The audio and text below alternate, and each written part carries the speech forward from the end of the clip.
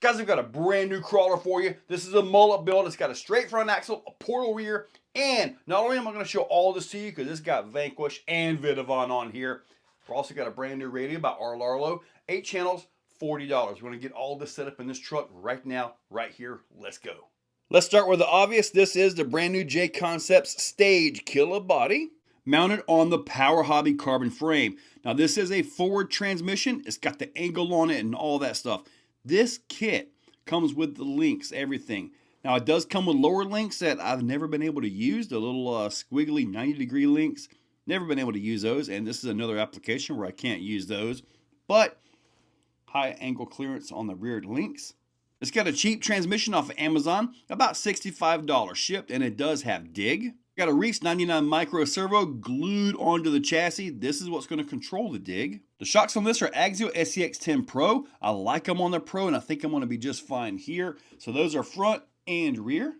The Vitavon SCX Pro front axle. Now there's an all brass version of this. I don't think I needed that. I do have a brass Raw 500 by Reese over there, and the steering links are actually by SSD. The rear axle is a Vanquish F10, just like what they came off of the newer trucks, but this is the metal version, and the reason I chose the metal version is because you can flip the diff and get the rotations correct. The motor is a Hobbywing Fusion 2300. Yep, that should get the job done. The front drive shaft is a little Vitavon shorty right here. The rear drive shaft on this thing is actually titanium, and it is a cut to length model, and that would be these guys right here. Now you can see right here, xo.us, there's a website, there's a cut to length, all your measurements, all that stuff right here. And it is grade 5 titanium. So when you cut this off, make sure your Dremel has a nice little disc on it. And the sparks will be white, not yellow or any other color. Here's the setup right here. Now the wires are kind of, they're zip tied. We'll go with that. But I do have an external BEC on this. So with the external BEC, with the Fusion, why? Well, the Fusion is only good for about 7.4 volts. This servo right here, the Raw 500, the Raw 500 brass, and other similar servos benefit from that extra volt or so. And also, just in case you get into a really bad situation, that added torque is a major benefit. Plus, there's no chance at all of overheating the BEC circuitry in here or having a brownout. I'm not 100% sure that my 40% is correct, but 375 front and 525 rear, I believe is what it is. Let's see just how much overdrive this thing's got.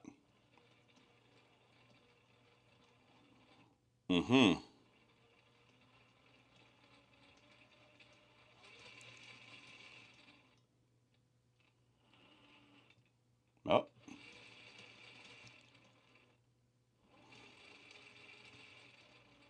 All right. Definitely got a lot to it, doesn't it? I think that's it right there. So I guess we can calculate from that, right? So now that we've seen all that, let me go and show you a little bit about this radio here. Now this radio is 40 bucks, $39.99 Arlarlo. Look at that. Whoa, let me see right there. Yep, Arlarlo. 8 channels. You can set these buttons up right here for momentary, like 100% one way, 100% the other. Set it, or you push a button, then you push a button, it comes back. Or you can set it as a 3 position. Push it, push it, push it good.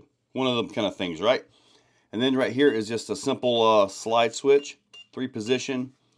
There's no knobs or anything on it. I mean, it's $40. So if you want your 4-wheel steering knob and all that, this may not be for you, but you can actually put your 4-wheel steering here, turn it and let it go like that. But it does have mixing. It's got a lot of features on it. I mean, really, really feature packed for 40 bucks. Now, let me show you guys my dig feature. One of the things about this radio is you can go into the servo and you can change the amount of travel it has. Now, it'll say adjust your steering travel, right? Well, it adjusts all your servos. So as it comes, it's at 90 degrees. I bumped it to 180 and it affected everything. Now, when it affected everything, now my little 99 micro here is actually glued onto the chassis. When it did that, I got my steering, but as soon as I hit this right here, as soon as I turned it on, it ripped the glue apart because it affects all the channels. So just keep that in mind when you get this radio. Go ahead and bump it to 180 so you know you're good, and just simply turn the endpoints down as needed. So if not, you may think you're going to just go ahead and bump up your steering servo, but if you have everything else set and there are multiple servos, the ESC and all that included, yeah, you got to make sure all that stuff is set up right. With the external BEC, I've got to show you one more thing real quick. Since the BEC is powering the receiver and all that, take the red wire out of the ESC. I'm going to put this back up here, make sure this is secure, but I wanted to show you guys. Okay, we're going to give it a little bit of throttle and check out the dig. Ready?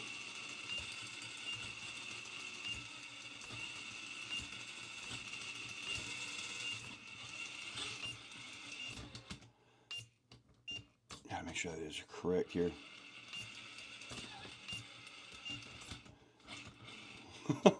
Dude, look at this. That little 99 micro is flexing the carbon frame. I just readjusted my endpoints on that a little bit. So now sometimes the teeth, they won't engage all the way. So it's still going to have a little bit until you kind of roll it a little bit and make it lock in.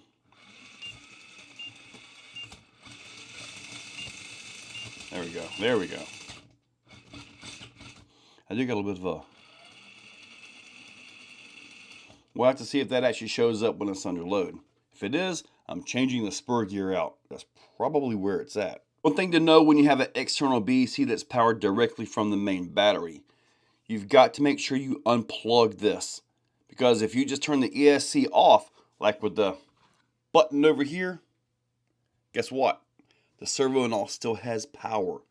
So, and there is no LVC on this particular BEC. That's an older BEC, so it will absolutely stone dead your battery. And here we go with the body. You can look at the weight, 6139. Beautiful natural bias on this thing. Oh, I didn't show you guys the body. Let me show you guys the body. Stage killer body. I decided to paint this thing a little bit of orange and black here. The paint job looks way better, like, you know, from a distance. But that is a nice orange. And I did something a little different here. I'm not sure how this is going to turn out. But I left these clear. Maybe I can put a little figurine or something in the back that's going to be really light and not affect my balance. But regardless, I mean, we got this. I might take the a marker and just mark the JC in there. Haha. But anyway, what I did on this one, because the way this body is set up, I did like a double cut here, or a double bend right here and here. So this is effectively the sliders for the vehicle, but they don't hold and actually mess up the vehicle. Because I've been stuck, you know, you get up on a climb and the sliders will actually hold you up, keep your tires, and they'll actually mess you up. So this right here, the body can tuck in and absorb, but you still have a usable slider per se. And it has worked so far. Okay guys, I need a name for this. I think I'm going to name it Sam after my cat. Kind of while I was thinking, you know, orange and black and all that. But brand new build. I'm going to take it out to the rocks and have a fun. Hopefully it climbs like a cat. I really hope it does. But I'm going to run these tires right here for the first run. But it's not what's going to stay on there. Probably going to go with the J Concepts Megalithics. But for right now, we're going to test out these. These are off the Jeep CJ7, by the way, on Power Hobby wheels. But yeah, hopefully you guys enjoy it. The stage killer body is not for everybody. It's really not, but I don't even think it's legal anywhere. But anyways, it's on here and I'm going to run it. So you guys hopefully enjoyed the video. Hopefully I was able to show you guys enough so that you're able to figure out if you want to try to copy something like this. The axles are by far the most expensive part. By far. But check that description. Use those links. Hit that subscribe. Ring that bell.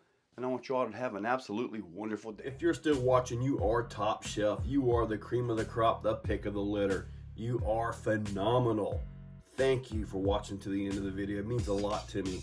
Now, down below, there are links for the products you see. Also for channel memberships, if you guys want to be a part. Channel members get early viewing on pretty much everything that I can. So, guys, check that description. There's a lot of info down there. Thank you all for watching.